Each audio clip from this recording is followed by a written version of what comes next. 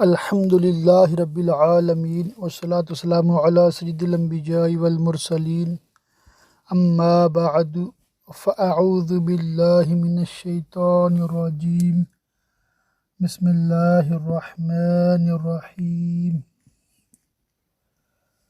آج ہم اللہ کی رحمت سے لیسن نمبر 9 تفسیر خزائن العرفان کا آغاز کریں گے سورہ بقرہ کی آیت نمبر 106 کے ترجمہ اور تفسیر سے۔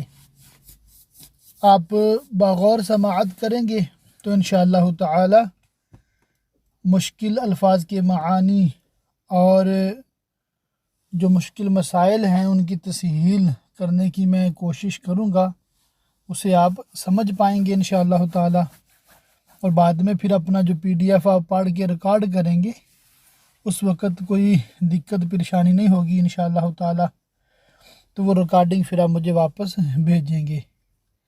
ماشاءاللہ اس پہ بہت ساروں کا عمل ہے، اور کچھ یوں کر رہے ہیں کہ ریکارڈنگ سن لیتے ہیں اور پھر مجھے 1-2 منٹ میں وہ اس میں بتا دیتے ہیں، یا وہ یوں کرتے ہیں کہ لکھ کر مجھے بتا دیتی ہیں کچھ خواتین،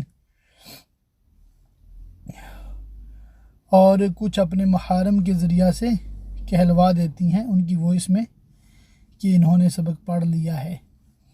تو جیسے بھی آپ کی ترکیب ہے اسی ترکیب کے ساتھ آپ نے لیسن نمبر 9 کو بھی پچھلے اسباق کی طرح انشاءاللہ تعالی بھیجنا ہے۔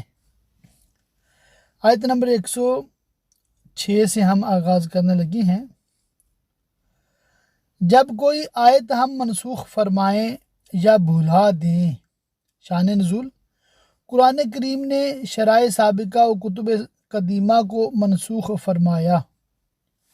شرائع جمع ہے شریعت کی، سابقہ یعنی پچھلی، کتب قدیمہ یعنی پرانی کتابیں جیسے انجیل اور تورات اور زبور وغیرہ، ان کو منسوخ فرمایا تو کفار کو بہت توحش ہوا، وحشت ہوئی، اور انہوں نے اس پر طعن کیے۔ اس پر یہ آیہ کریمہ نازل ہوئی اور بتایا گیا کہ منسوخ بھی اللہ کی طرف سے ہے اور ناسخ بھی، دونوں عین حکمت ہیں، یعنی کہ منسوخ بھی اللہ کی طرف سے ہے اور ناسخ بھی۔ ناسخ کہتے ہیں جو آیت کریمہ بعد میں آتی ہے اور پہلے والے حکم کو اس کی وجہ سے ختم کر دیا جاتا ہے، تو جو ختم ہوئی وہ منسوخ، جو بعد میں آئی وہ ناسخ۔ اور ناسخ کبھی منسوخ سے زیادہ سہل و انفع ہوتا ہے۔ قدرت الہی پر یقین رکھنے والے کو اس میں جائے تردد نہیں۔ کائنات میں مشاہدہ کیا جاتا ہے کہ اللہ تعالیٰ دن سے رات کو، گرما سے سرما کو، جوانی سے بچپن کو، بیماری سے تندرستی کو، بہار سے خزاں کو منسوخ فرماتا ہے۔ جیسے بچپن چلا گیا، جوانی آ گئی، تو جوانی نے بچپن کو منسوخ کر دیا، یوں سمجھ لیں آپ۔ یہ تمام نسخ و تبدیل اس کی قدرت کے دلائل ہیں، تو ایک آیت اور ایک حکم کے منسوخ ہونے میں کیا تعجب۔ نسخ در حقیقت حکم سابق کی مدت کا بیان ہوتا ہے کہ وہ حکم اس مدت کے لیے تھا اور عین حکمت تھا۔ کفار کی نافہمی کے نسخ پر اعتراض کرتے ہیں، اور اہل کتاب کا اعتراض ان کے معتقدات کے لحاظ سے بھی غلط ہے۔ انہیں حضرت آدم علیہ السلام کی شریعت کے احکام کی منسوخیت تسلیم کرنا پڑے گی، یہ ماننا ہی پڑے گا کہ شنبہ کے روز دنیاوی کام ان سے پہلے حرام نہ تھے، ان پر حرام ہوئے۔ شنبہ کہتے ہیں ہفتے کو، سیچرڈے کو۔ یہ بھی اقرار ناگزیر ہوگا، یعنی لازمی کرنا پڑے گا توریت میں حضرت نوح علیہ السلام کی امت کے لیے تمام چوپائی حلال ہونا بیان کیا گیا اور حضرت موسیٰ علیہ السلام پر بہت سے حرام کر دیے گئے۔ ان امور کے ہوتے ہوئے نسخ کا انکار کس طرح ممکن ہے؟ مسئلہ: جس طرح آیت دوسری آیت سے منسوخ ہوتی ہے اسی طرح حدیث متواتر سے بھی ہوتی ہے، یعنی کہ صرف ایک آیت ہی دوسری آیت کو منسوخ نہیں کرتی بلکہ حدیث متواتر بھی کسی آیت کو منسوخ کر سکتی ہے۔ یہ بہت اہم ترین مسئلہ ہے، ذہن میں رکھیے گا، انشاءاللہ تعالیٰ کئی مواقع پہ کام آئے گا۔ مسئلہ: نسخ کبھی صرف تلاوت کا ہوتا ہے کہ تلاوت منسوخ ہو گئی، کبھی صرف حکم کا ہوتا ہے کہ حکم منسوخ ہو گیا تلاوت باقی ہے، کبھی تلاوت و حکم دونوں ہی منسوخ ہو جاتی ہیں، تلاوت بھی منسوخ، حکم بھی منسوخ۔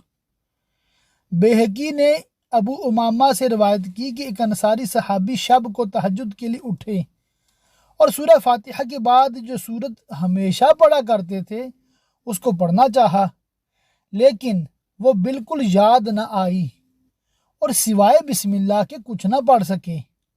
صبح کو دوسرے صحاب سے اس کا ذکر کیا، ان حضرات نے فرمایا ہمارا بھی یہی حال ہے، وہ سورت ہمیں بھی یاد تھی اور اب ہمارے حافظہ میں بھی نہ رہی۔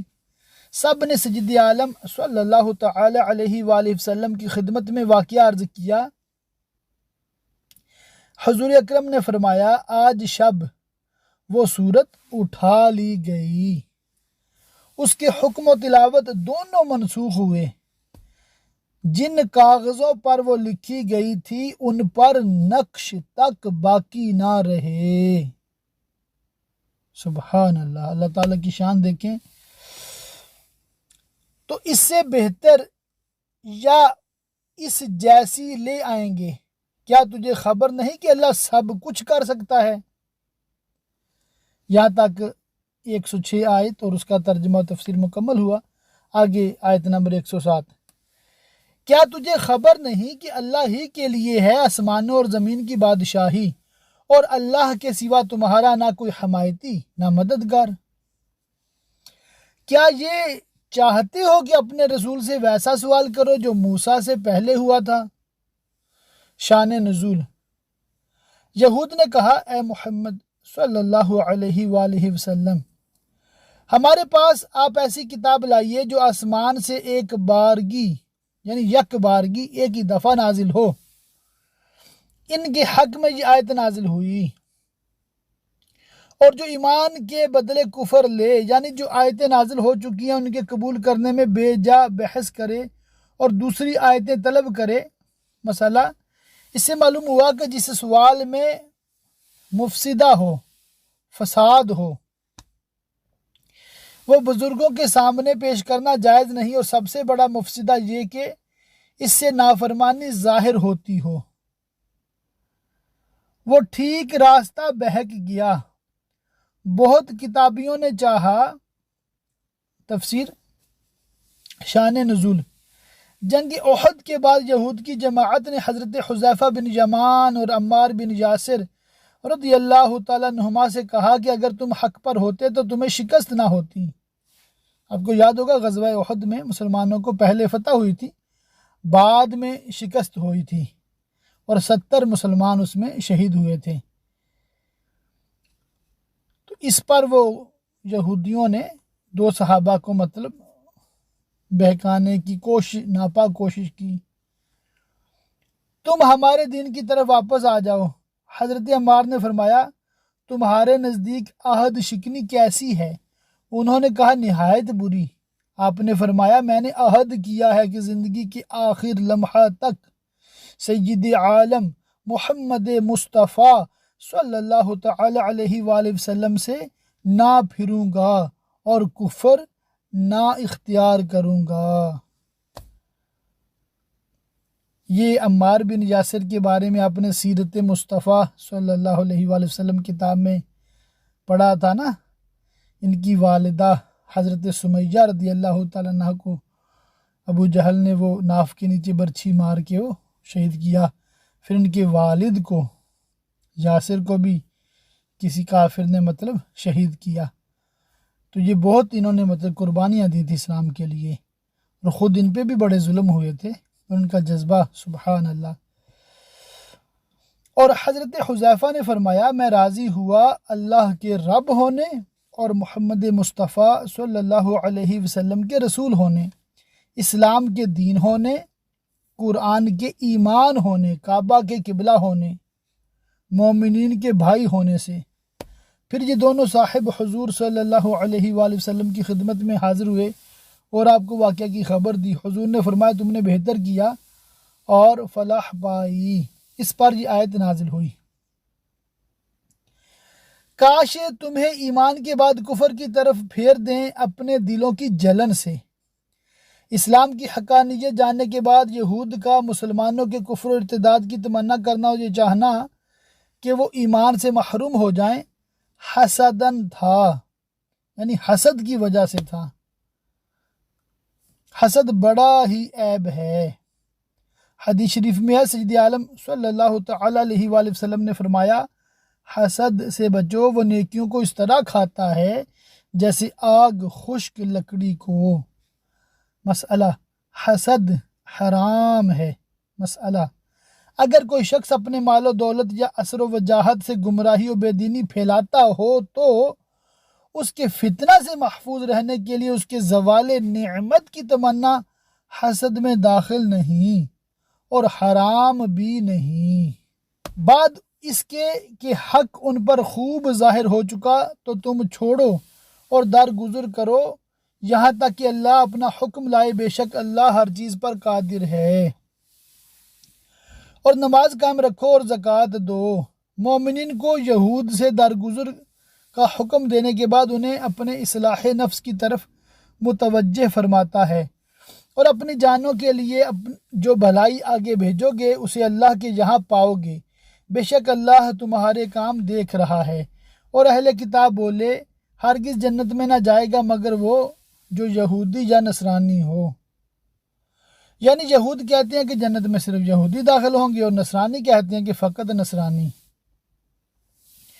اور یہ مسلمانوں کو دین سے منحرف کرنے کے لیے کہتے ہیں۔ جیسے نسخ وغیرہ کے لچر شبہات انہوں نے اس امید پر پیش کیے تھے کہ مسلمانوں کو اپنے دین میں کچھ تردد ہو، شک پیدا ہو جائے، اسی طرح ان کو جنت سے مایوس کر کے اسلام سے پھیرنے کی کوشش کرتے ہیں۔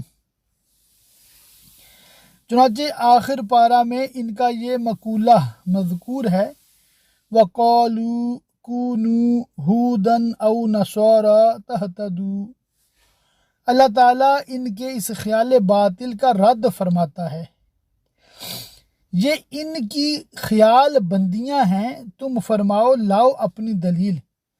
مسئلہ اس آیت سے معلوم ہوا کہ نفی کے مدعی کو بھی دلیل لانا ضروری ہے، بغیر اس کے دعویٰ باطل و نامسموع ہوگا۔ اگر سچے ہو، ہاں کیوں نہیں، جس نے اپنا منہ جھکایا اللہ کے لیے وہ نیکوکار ہے، خواہ وہ کسی زمانہ، کسی نسل، کسی قوم کا ہو، تو اس کا نیک یعنی بدلہ اس کے رب کے پاس ہے، اور انہیں نہ کچھ اندیشہ ہو اور نہ کچھ غم۔ اس میں اشارہ ہے کہ یہود و نصارہ کا یہ دعویٰ کہ جنت کے فقط وہی مالک ہیں بالکل غلط ہے، کیونکہ دخول جنت مرتب ہے عقیدہ صحیحہ و عمل صالح پر، اور یہ انہیں میسر نہیں۔ یعنی جنت جانے کے لیے دو چیزیں چاہیے، عقیدہ بھی صحیح ہو اور عمل بھی نیک ہو۔ تو عیسائیوں اور یہودیوں کے نہ عقیدے ٹھیک ہیں نہ ان کے عمل ٹھیک ہیں، تو یہ جنت کیسے جائیں گے؟ اور یہودی بولے نصرانی کچھ نہیں، اور نصرانی بولے یہودی کچھ نہیں۔ شان نزول، نجران کے نصارہ کا وفد سید عالم صلی اللہ تعالی علیہ وآلہ وسلم کی خدمت میں آیا تو علماء یہود آئے اور دونوں میں مناظرہ شروع ہو گیا، آوازیں بلند ہوئیں، شور مچا، یہود نے کہا نصارہ کا دین کچھ نہیں، اور حضرت عیسیٰ علیہ السلام اور انجیل شریف کا انکار کیا۔ اسی طرح نصارہ نے یعنی عیسائیوں نے یہود سے کہا کہ تمہارا دین کچھ نہیں، اور توریت شریف اور حضرت موسیٰ علیہ السلام کا انکار کیا۔ اس باب میں یہ آیت نازل ہوئی، حالانکہ وہ کتاب پڑھتے ہیں، یعنی باوجود علم کے انہوں نے ایسی جاہلانہ گفتگو کی۔ حالانکہ انجیل شریف جس کو نصارہ مانتے ہیں، عیسائی مانتے ہیں، اس میں تورات شریف اور حضرت موسیٰ علیہ السلام کی نبوت کی تصدیق ہے۔ اسی طرح تورات جس کو یہودی مانتے ہیں، اس میں عیسیٰ علیہ السلام کی نبوت اور ان تمام احکام کی تصدیق ہے جو آپ کو اللہ تعالیٰ کی طرف سے عطا ہوئے۔ اسی طرح جاہلوں نے ان کی سی بات کہی۔ علماء اہل کتاب کی طرح ان جاہلوں نے جو نہ علم رکھتے تھے نہ کتاب، جیسے کہ بت پرست، آتش پرست وغیرہ، انہوں نے ہر ایک دین والے کی تکذیب شروع کی اور کہا کہ وہ کچھ نہیں۔ انہیں جاہلوں میں سے مشرکین عرب بھی ہیں جنہوں نے نبی کریم صلی اللہ تعالیٰ علیہ وآلہ وسلم اور آپ کے دین کی شان میں ایسے ہی کلمات کہے۔ تو اللہ قیامت کے دن ان میں فیصلہ کر دے گا جس بات میں جھگڑ رہے ہیں۔ اور اس سے بڑھ کر ظالم کون؟ شان نزول۔ یہ آیت بیت المقدس کی بے حرمتی کے متعلق نازل ہوئی، جس کا مختصر واقعہ یہ ہے کہ روم کے نصرانیوں نے بنی اسرائیل پر فوج کشی کی، ان کے مردان کار اعظما کو قتل کیا، ذریت کو قید کیا، تورات کو جلایا، بیت المقدس کو ویران کیا، اس میں نجاستیں ڈالیں، خنزیر ذبح کیے۔ معاذ اللہ، بیت المقدس خلافت فاروقی تک اسی ویرانی میں رہا۔ آپ کے عہد مبارک میں مسلمانوں نے اس کو بنا کیا، یعنی کہ دوبارہ بنایا، آباد کیا۔ ایک قول یہ بھی ہے کہ یہ آیت مشرکین مکہ کے حق میں نازل ہوئی جنہوں نے ابتداء اسلام میں حضور سید عالم صلی اللہ تعالیٰ علیہ وآلہ وسلم اور آپ کے صحاب کو کعبہ میں نماز پڑھنے سے روکا تھا، اور جنگ حدیبیہ کے وقت اس میں نماز و حج سے منع کیا تھا۔ جو اللہ کی مسجدوں کو روکے ان میں نام خدا لیے جانے سے، ذکر، نماز، خطبہ، تسبیح، وعظ، نعت شریف سب کو شامل ہے، اور ذکر اللہ کو منع کرنا ہر جگہ برا ہے، خاص کر مسجدوں میں جو اسی کام کے لیے بنائی جاتی ہیں۔ مسئلہ، جو شخص مسجد کو ذکر و نماز سے معطل کر دے وہ مسجد کا ویران کرنے والا اور بہت ظالم ہے، اور ان کی ویرانی میں کوشش کرے۔ مسئلہ، مسجد کی ویرانی جیسے ذکر و نماز کے روکنے سے ہوتی ہے، ایسے ہی اس کی عمارت کے نقصان پہنچانے اور بے حرمتی کرنے سے بھی۔ ان کو نہ پہنچتا تھا کہ مسجدوں میں جائیں مگر ڈرتے ہوئے۔ ان کے لیے دنیا میں رسوائی ہے، دنیا میں انہیں یہ رسوائی پہنچی کہ قتل کیے گئے، گرفتار ہوئے، جلا وطن کیے گئے۔ خلافت فاروقی عثمانی میں ملک شام ان کے قبضہ سے نکل گیا، بیت المقدس سے ذلت کے ساتھ نکالے گئے، اور ان کے لیے آخرت میں بڑا عذاب۔ شان نزول، صحابہ کرام رسول کریم صلی اللہ تعالیٰ علیہ وآلہ وسلم کے ساتھ ایک اندھیری رات سفر میں تھے، جہت قبلہ معلوم نہ ہو سکی۔ ہر شخص نے جس طرف اس کا دل جما نماز پڑھی۔ صبح کو سید عالم صلی اللہ علیہ وآلہ وسلم کی خدمت میں حال عرض کیا تو یہ آیت نازل ہوئی۔ مسئلہ اسے معلوم ہوا کہ جہت قبلہ معلوم نہ ہو سکے تو جس طرف دل جمے کہ یہ قبلہ ہے اسی طرف منہ کر کے نماز پڑھے۔ اس آیت کے شان نزول میں دوسرا قول یہ ہے کہ یہ اس مسافر کے حق میں نازل ہوئی جو سواری پر نفل ادا کرے، اس کی سواری جس طرف متوجہ ہو جائے اسی طرف اس کی نماز درست ہے۔ بخاری و مسلم کی احادیث سے یہ ثابت ہے کہ ایک قول یہ ہے کہ جب تحویل قبلہ کا حکم دیا گیا تو یہود نے مسلمانوں پر طعنہ زنی کی۔ ان کے رد میں یہ آیت نازل ہوئی، بتایا گیا کہ مشرق مغرب سب اللہ کا ہے، جس طرف چاہے قبلہ معین فرمائے، کسی کو اعتراض کا کیا حق۔ بحوالہ خازن، تفسیر خازن۔ ایک قول یہ ہے کہ یہ آیت دعا کے حق میں وارد ہوئی، حضور سے دریافت کیا گیا کہ کس طرف منہ کر کے دعا کی جائے، اس کے جواب میں یہ آیت نازل ہوئی۔ ایک قول یہ ہے کہ یہ آیت حق سے گریز و فرار میں ہے، اور اینما تولو کا خطاب ان لوگوں کو ہے جو ذکر الہی سے روکتے اور مسجدوں کی ویرانی میں سعی کرتے ہیں۔ کہ وہ دنیا کی رسوائی اور عذاب آخرت سے کہیں بھاگ نہیں سکتے، کیونکہ مشرق و مغرب سب اللہ کا ہے۔ جہاں بھاگیں گے وہ گرفت فرمائے گا۔ اس تقدیر پر وجہ اللہ کے معنی خدا کا قرب و حضور ہے۔ ایک قول یہ بھی ہے کہ معنی یہ ہے کہ اگر کفار خانہ کعبہ میں نماز سے منع کریں تو تمہارے لیے تمام زمین مسجد بنا دی گئی ہے، جہاں سے چاہو قبلہ کی طرف منہ کر کے نماز پڑھو،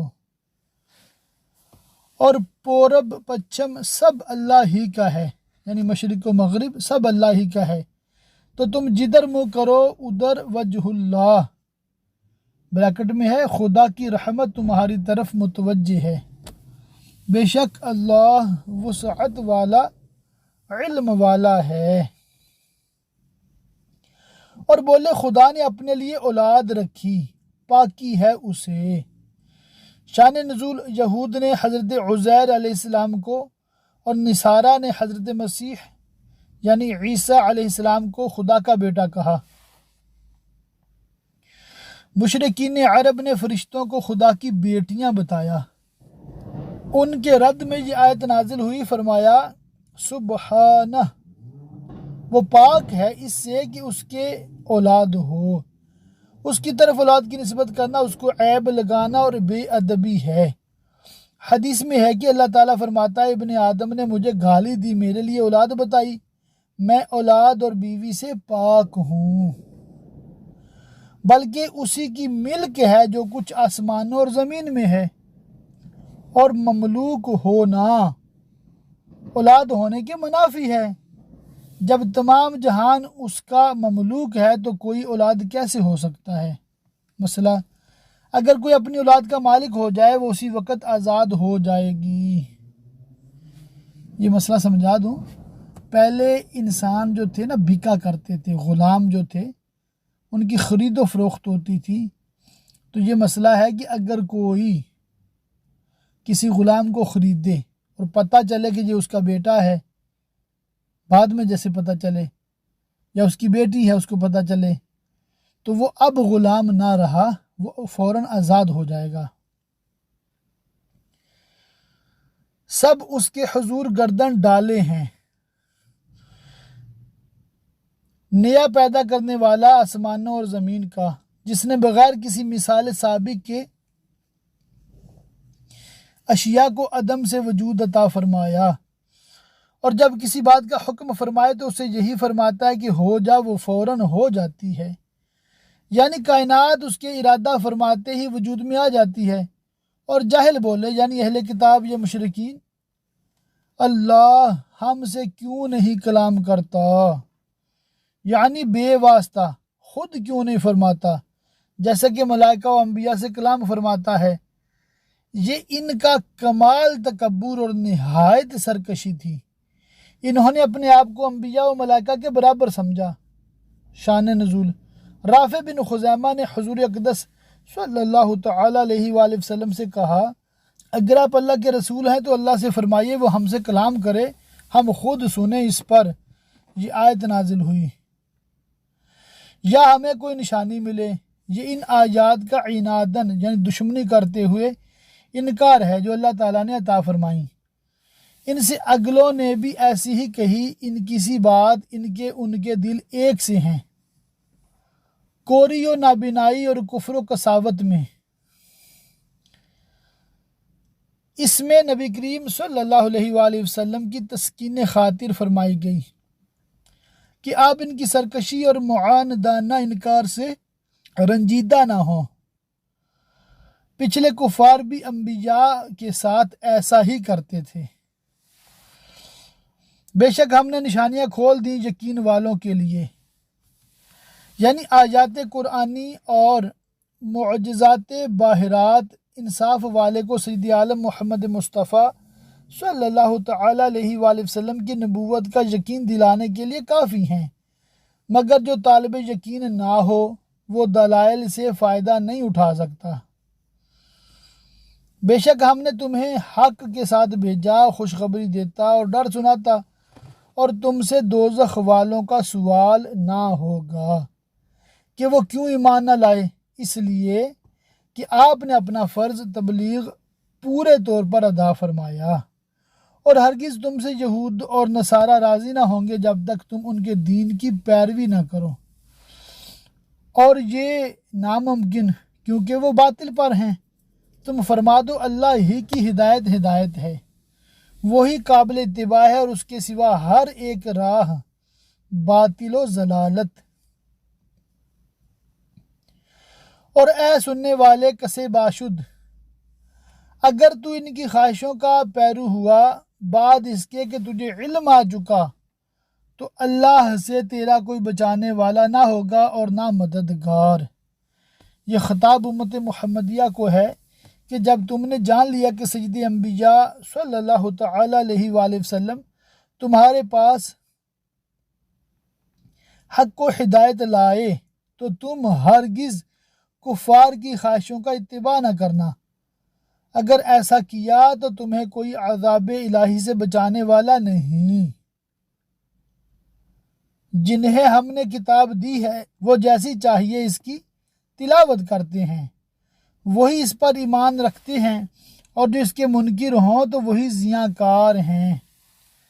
شان نزول حضرت ابن عباس رضی اللہ تعالیٰ عنہ نے فرمایا یہ آیت اہل سفینہ کے باب میں نازل ہوئی، جو جعفر بن ابی طالب رضی اللہ تعالی عنہ کے ساتھ بارگاہ رسالت میں حاضر ہوئے تھے۔ ان کی تعداد 40 تھی، 32 اہل حبشہ اور 8 شامی راہب، ان میں بحیرہ راہب بھی تھے۔ معنی یہ ہے کہ در حقیقت تو آیت شریف پر ایمان لانے والے وہی ہیں جو اس کی تلاوت کا حق ادا کرتے ہیں اور بغیر تحریف و تبدیل پڑھتے ہیں اور اس کے معنی سمجھتے اور مانتے ہیں، اور اس میں حضور سید کائنات محمد مصطفیٰ صلی اللہ تعالی علیہ وآلہ وسلم کی نعت و صفت دیکھ کر حضور پر ایمان لاتے ہیں، اور جو حضور کے منکر ہوتے ہیں وہ ترائت پر ایمان نہیں رکھتے۔ اے اولاد یعقوب، یاد کرو میرا احسان جو میں نے تم پر کیا، اور وہ جو میں نے اس زمانے کے سب لوگوں پر تمہیں بڑھائی دی، اور ڈرو اس دن سے کہ کوئی جان دوسرے کا بدلہ نہ ہوگی، اور نہ اس کو کچھ لے کر چھوڑیں، اور نہ کافر کو کوئی سفارش نفع دے۔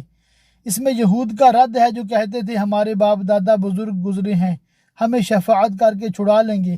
انہیں مایوس کیا جاتا ہے کہ شفاعت کافر کے لیے نہیں، اور نہ ان کی مدد ہو۔ اور جب حضرت ابراہیم علیہ السلام کی ولادت سرزمین اہواز میں بمقام سوس ہوئی، پھر آپ کے والد آپ کو بابل ملک نمرود میں لے آئے۔ یہود و نصارہ و مشرکین عرب سب آپ کے فضل و شرف کے معترف اور آپ کی نسل میں ہونے پر فخر کرتے ہیں۔ اللہ تعالیٰ نے آپ کے وہ حالات بیان فرمائے جن سے سب پر اسلام کا قبول کرنا لازم ہو جاتا ہے، کیونکہ جو چیزیں اللہ تعالیٰ نے آپ پر واجب کی وہ اسلام کی خصائص میں سے ہیں۔ ابراہیم کو اس کے رب نے کچھ باتوں سے آزمایا۔ خدائی آزمائش یہ ہے کہ بندے پر کوئی پابندی لازم فرما کر دوسروں پر اس کے کھرے کھوٹے ہونے کا اظہار کر دے، تو اس نے وہ پوری کر دکھائیں۔ جو باتیں اللہ تعالیٰ نے حضرت ابراہیم علیہ السلام پر آزمائش کے لیے واجب کی تھی، ان میں مفسرین کے چند قول ہیں۔ قتادہ کا قول ہے کہ وہ مناسک حج ہیں۔ مجاہد نے کہا اس سے وہ 10 چیزیں مراد ہیں جو اگلی آیات میں مذکور ہیں۔ حضرت ابن عباس کا ایک قول یہ ہے کہ وہ 10 چیزیں یہ ہیں: نمبر 1 مونچھیں کتروانا، نمبر 2 کلی کرنا، نمبر 3 ناک میں صفائی کے لیے پانی استعمال کرنا، نمبر 4 مسواک کرنا، نمبر 5 سر میں مانگ نکالنا، نمبر 6 ناخن ترشوانا، نمبر 7 بغل کے بال دور کرنا، نمبر 8 منہ زیر ناف کی صفائی، نمبر 9 ختنہ، نمبر 10 پانی سے استنجا کرنا۔